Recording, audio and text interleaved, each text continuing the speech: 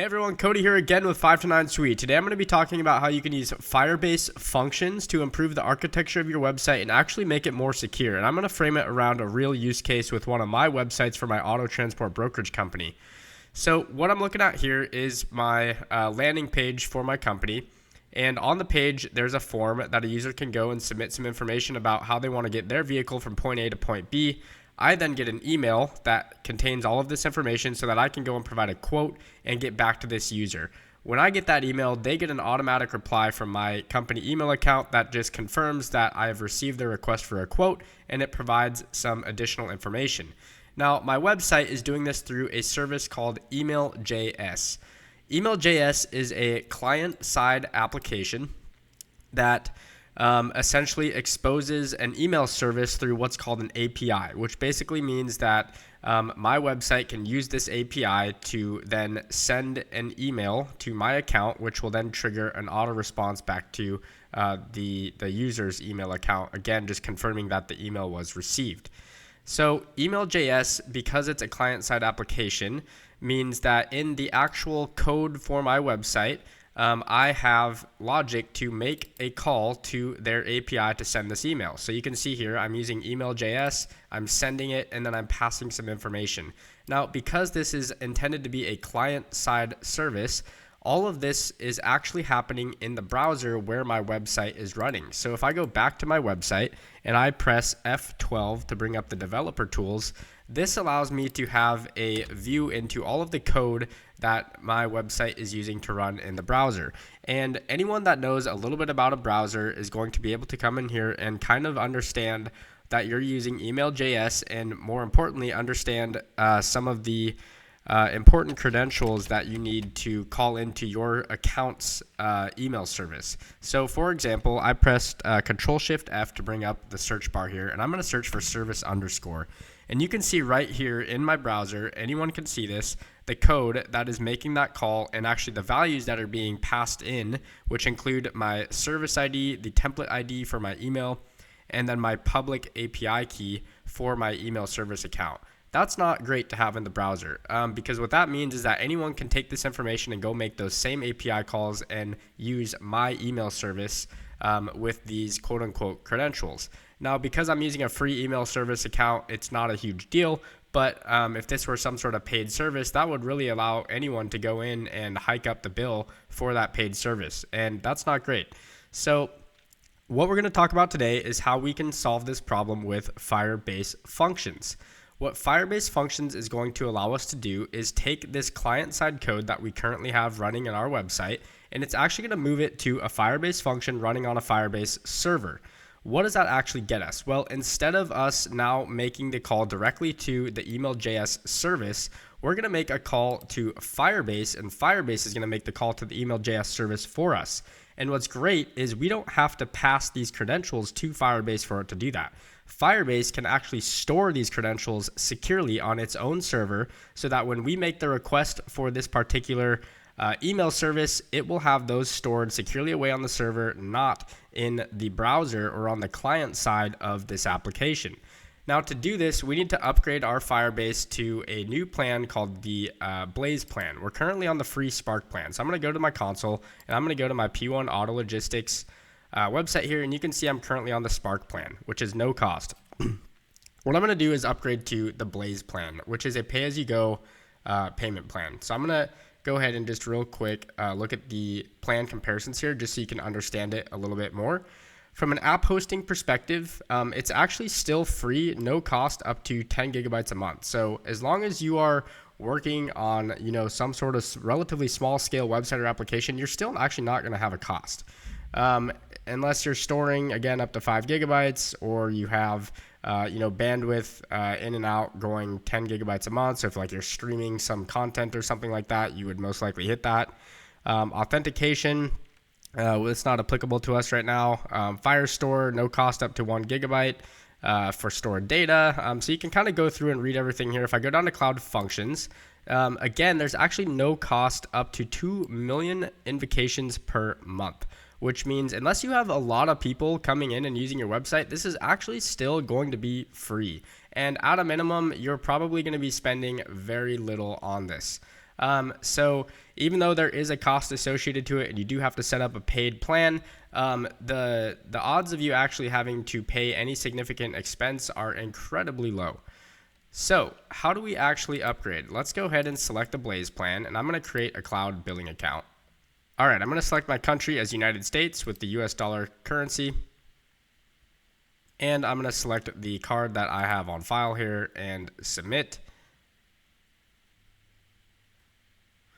And another really good feature about this is I can actually set a billing budget, just so in the event that maybe my website goes viral overnight, or I get some sort of malicious attack where they send millions and millions of requests to my Firebase function, I can set a budget so that it will not exceed that budget. And so what I'm going to do here is just go ahead and set a budget of, I'll do $10 a month, and I will go ahead and click continue. And we are billing to Firebase payment. We have our budget set. So I'm going to go ahead and link the cloud billing account. And this is going to have us now set up with the Blaze plan. So I'm going to go ahead and click done. And you can see here confirmed on the project overview that we are using the Blaze plan. All right, now what I'm going to do is have Cloud Code help me upgrade and refactor my website to leverage Firebase functions instead of using the client-side API calls directly into the email.js service. So what I've actually already done is queued up a prompt here. I told Cloud Code I want to refactor my API calls to email.js to leverage Firebase functions. Currently, the service ID, public key, and template IDs are exposed in the client-side code through my developer tools. And Cloud Code acknowledged that's a good call. Right now, all those credentials are visible in the browser's network tab with every form submission. The fix is to move the email.js call into a Firebase Cloud function. The front end just calls your own API endpoint, and the credentials live server-side only. So just like I described, this sounds like exactly what we want. So Cloud went ahead and kind of put together a plan for how it's going to go about this. It provided some context. The API signature that it's going to give. Again, this is just what we're going to update our code to make a call to, so that Firebase can then go off and make the call to our email.js endpoint or API. And you can see again here, before or currently our architecture is the browser makes a direct call to the email.js API, exposing the credentials. Afterwards, the browser is going to make a call to our Firebase hosted function. And the cloud function itself is going to be what's making the call to the email.js API, where the credentials are stored already for us server side. Prerequisites, we already addressed the Blaze plan, so we're good on that. And then it's also noting after this change, any form submissions on localhost 3000, so when we run our website locally, it will not work unless we run the Firebase emulator to emulate those hosted functions running on a server. Otherwise, it's not going to know how to talk to the Firebase function, and we won't have a Firebase function to then trigger the API call to email.js.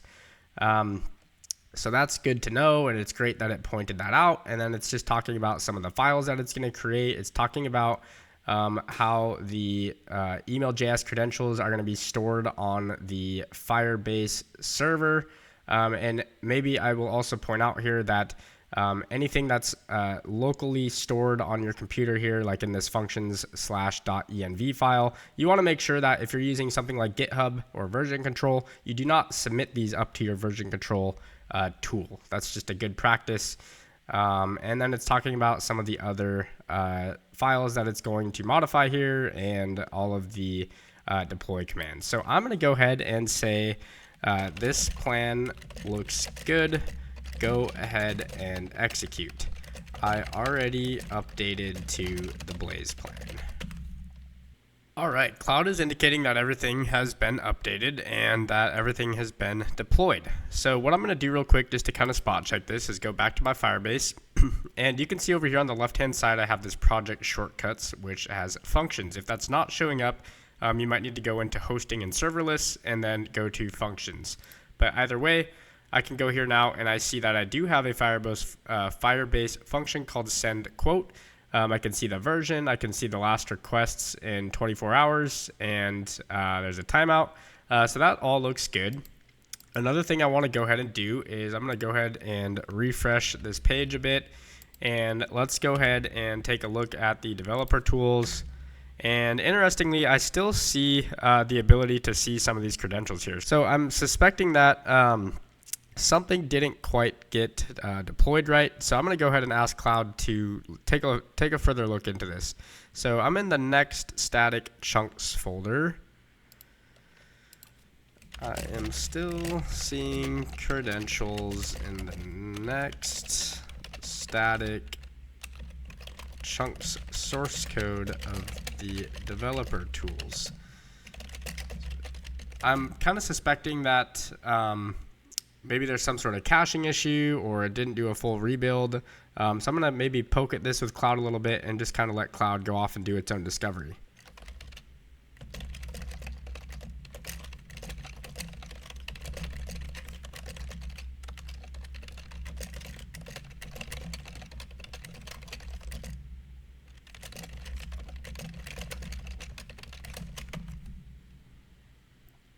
So it looks like it's going to rebuild this. It looks like maybe there was a stale out directory where all of the static code is at.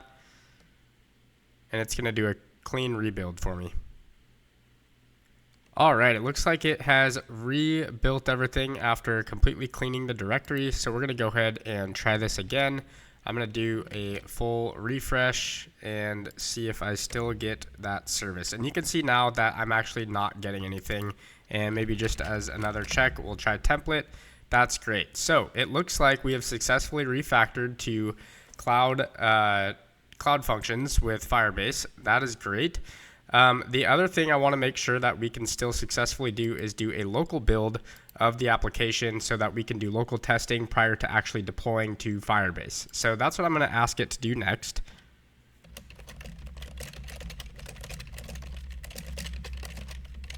And I'm going to ask it to also provide me updated documentation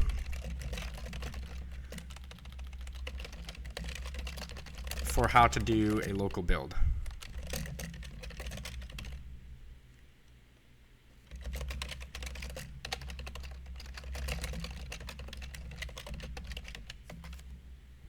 While that's off and running, what I want to do is go ahead and actually test that this still works. I'm going to do another test, and I will give just my normal email. Contact at, and we'll go ahead, select a year. We'll do a Ferrari again, and we'll do 488. The vehicle runs, transport type enclosed, and we'll do 1, 2, 3, 4, 5, 6, 7, 8, 9, 9. Request my free quote. Oh, and it looks like something went wrong, so please try again or contact us directly. So it looks like something with our Firebase function is not actually working successfully. If I look at my requests here, we can see there was no request. So that's not great. And then another thing I can look at is in my developer tools, if I go to network and let's reload the page and see if we get any requests, which means I'm going to have to go through the form again here. You can see it's trying to do a call to send quote here, but we're actually getting a 500 request, which means that something is going on with the request. 500 internal server error. Okay, so we're gonna indicate to Cloud that we're getting a 500 internal server error when we try to make a call. So let's go ahead and let Cloud know that.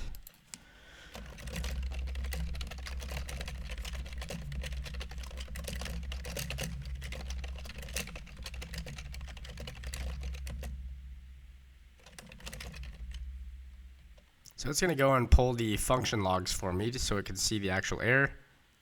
Another great thing about working with Firebase functions is you get stuff like the logging basically for free. So it looks like this is actually an email.js issue. it looks like email.js blocks server-side calls by default. You need to enable it in your email.js account settings. No code changes are needed. So if I go into my account and then security, there will be a toggle for allow non-browser environments, sometimes labeled API access from non-browser environments. Enable it and then test the form again. So let's go ahead and go to my email.js account, and we'll go to security, and it looks like right there, allow email.js API for non-browser applications. So I'm going to click save changes, and we can go ahead and try this again.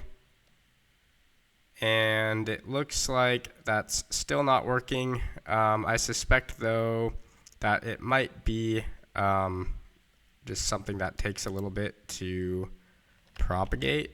So let's go ahead and see if Cloud can pull the logs.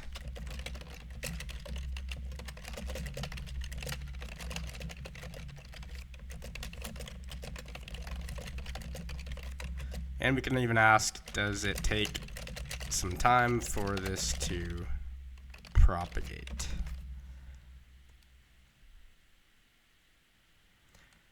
Great. So what I'm going to do is go ahead and grab, it looks like I need a private key. Because email.js updates how it interfaces with these API calls. So I'm going to go ahead and update that private key in my functions.env, and we will go ahead and retry it. All right, I've updated it with my private key. And I used the email.js private key environment variable. So it's going to go ahead and pull that now to leverage the private key in the API call and redeploy the Firebase functions. In case you're wondering about what an environment variable is, by the way, this is something that is stored on the system. It can be stored at a system level or at your user profile level. But essentially, it obfuscates away secret values so that you can just access it via a variable, and it's not necessarily exposed as a public value. So that is a common practice for storing private information like this, is in these environment variables. All right, it looks like it has redeployed the Firebase functions with the updated usage of the private key. So we're going to go ahead and retry this. To do this again, and again we'll select a year, the vehicle runs, transport type, and get my free quote. And it looks like that time it actually worked. And if I go back to my Firebase function metrics here and refresh the page, we should see that we do, and look at that, we do have a request. It looks like we've made 4 requests, and presumably that's just because of those other failed attempts. So that is good and looks okay. If I go to my email, we should see here we now have the request that just came in. So everything is looking right there, and great. Just like that, we have actually refactored to the usage of Firebase functions. One other thing I wanted to do is, again, kind of go back and revisit the local development instructions. So what it had done is put all of the development instructions in a local, in a readme.md, which stands for markdown. And let's see, it should show us how we can set up the Firebase emulators. Which is this full stack option here. So it looks like it gave us 2 options. One is just the front end only, which will just bring up our website, but we won't be able to actually submit the form for testing. And that's again because we don't have the Firebase functions up and running on the emulator. So this endpoint or this API would not actually exist. So option 2 is to actually bring it up with the Firebase emulators so that we could still test out that form submission and make sure that everything works. So it looks like step 1 is npm run build, which is going to generate our out directory that the hosting emulator serves. And then step 2 is going to be for us to actually start up the Firebase emulators so that we can get that kind of full stack functionality full stack, meaning we have both the front end and the back end, aka the Firebase hosted functions running. So we're going to do Firebase emulators start, and then we're only going to start up the hosting and the functions. And now that we have that up and running, we should be able to go visit our local host 3000. Oh, well, I still have to start the server, so I'm actually going to open up another terminal here, and I'm going to do npm run dev, the localhost server here, and get a free quote. We'll do another test, and again, we'll do contact at P1 Auto Logistics, select a year, Ferrari. We'll do the 488. 5. And let's go ahead and make sure that we can successfully do that. It looks like that's not working correctly. So let's go ahead and again bring up the developer tools, take a look at what is going on when we press that button. Looks like we're getting a 404 error, which tells me that either the emulators are not up or somehow the code is not using the correct endpoint. So I'm going to go ahead and let Cloud know. Run locally with the emulators. I am getting a 404 not found error. And just for educational purposes, what we're doing here when we bring up the developer tools to inspect this a little bit further is when we click request my free quote, it's making a call over the network to our Firebase server. And so we can inspect those calls that are being made to the network here. So you can see we're making a call to that send quote API, and then the status is 404, which means not found. So that's just a little bit of a debugging tip there. And we're going to take that information, give it to Cloud so that Cloud can kind of recheck everything it's done and make sure that we are still able to successfully do this in a local development environment. You can also see down here in the development server logs, we get the 404 not found as well. So there's a couple of different ways you can get information about what's going on when you get that error in the website. Alright, it looks like it found the error, and it actually was an issue with what port I was running the local development build on. I was running it still on port 3000 with the npm run dev, which was bringing up the Next.js local server. What I should have been doing is using port 5000, which would have brought up the Firebase hosting emulator as opposed to the Next.js local server. And so I would have been running it from Firebase's hosting emulator instead, which would have allowed us to successfully make that work. However, it did actually do a little bit of a rewrite so that I can still leverage the localhost 3000 in the Next.js server, which is actually a benefit because what that allows us to do is still make changes to the front end and get that hot reload where we can simply just refresh the web page and the updates are reflected immediately. Whereas if we were still using the Firebase hosting emulator, we would not benefit from that feature and we'd have to rebuild it and restart the emulator. So in short, it actually was a user error, but it did lead to a better, more robust workflow for us where we could actually now continue just to use port 3000 and the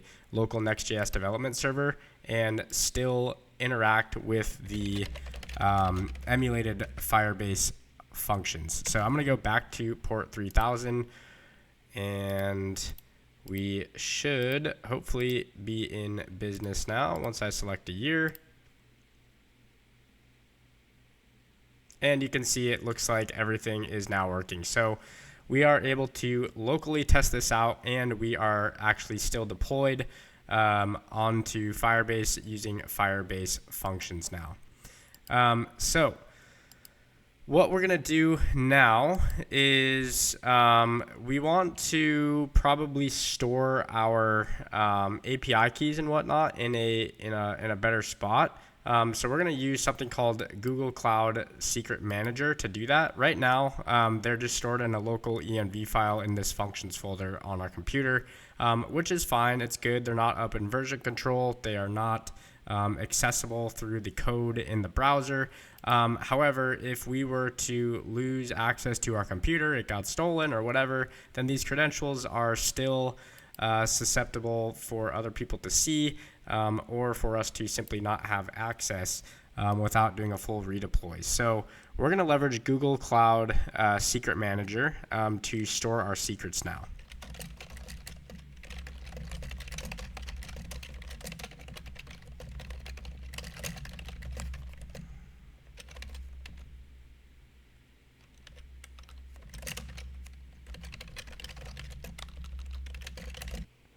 All right, so I asked it to update to use the Google Cloud Secret Manager to store my secrets, and I asked it to refactor for me. So it created a plan. Here's the context. The credentials are currently stored in functions env, a plain text file on disk or on our computer. Migrating to Google Cloud Secret Manager means the secrets are encrypted at rest, access controlled via identity access management, and versioned, and never stored in the file system. Firebase Functions Gen 2 has first-class support for this via the defined secret, which is all great. So what it's going to do is now create secrets in Google Cloud Secret Manager for us. So it's going to run this command once per secret. The CLI prompts for the value, encrypts it, and stores it in the secret manager. It also grants the function service account access automatically at deploy time. It will replace the use of the process.env with defined secret. That's all good stuff. Firebase Functions emulator cannot reach the secret manager. Okay, so for our local development, the Firebase function emulator still requires to have some sort of local file for that. So it's going to use functions.secret.local, which will also be added to a git ignore, which basically means it's not going to be version controlled up in GitHub. So that will work for that. It will delete the existing functions.env. That's all good. It's going to update the README, and it's going to just talk about how we can verify it and how it's going to deploy everything. The other benefit from this too is currently with how we have this set up now, we actually can't see our secret values on the internet anywhere, like in our own Google account. Which is a little bit of a pain in the butt. That means you just have to find them locally somewhere on a computer. And again, if you lose your computer or you lose the file somehow, then you don't have access to that. So we're going to go ahead and auto accept and let Cloud go off and make these updates for us. All right, it looks like Cloud Code is done migrating us to Google Cloud's Secret Manager, which is great. That means all of our secrets are now stored up in the cloud. We don't have any plain text stored on our computer. And we can also access these values through the Google Cloud Secret Manager UI on the web. And to see the secrets in the cloud on Google's Secret Cloud Manager, we can go to console.cloud.google.com. Select the project. If this isn't showing, you can open the project picker and do a search for your project. But once you're on your project, you can go to Secret Manager in the search bar, and you will see all of your secrets uploaded on the UI here, and you can also manage them as well, which is super powerful.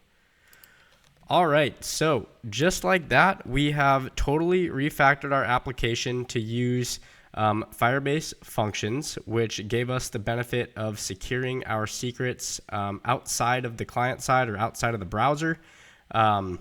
So that's super great. We also migrated to using the Google Cloud Secret Manager, so we can use the web UI to manage those secrets and update the values or automatically rotate them if we want to keep them changing. So lots of cool features. Our website is much more secure now. It's architected much better.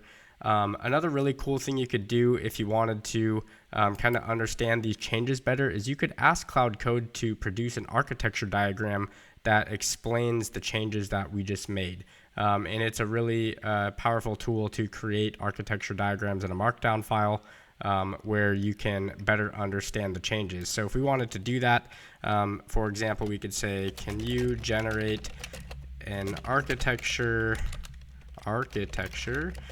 diagram in the README that explains our updates we made to migrate to Firebase functions and Google Cloud Secret Manager.